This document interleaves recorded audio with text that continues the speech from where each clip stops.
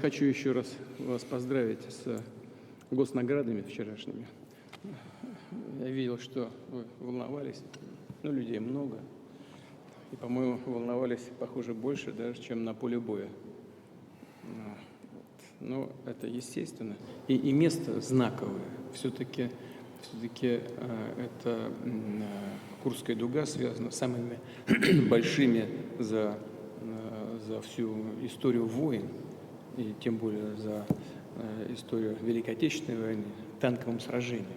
Мне кажется, очень символично, что именно на этом месте, на месте, где наши деды, прадеды сражались, вам вручены были медали героев России. Получается, вот у человека на Курской дуге дедушка участвовал. Правда? Видите, вот. Дед участвовал? Дед участвовал. Ваш дед участвовал на Курской дуге? Здорово. Вот это и есть связь поколений, это и есть наш генетический код защиты Отечества.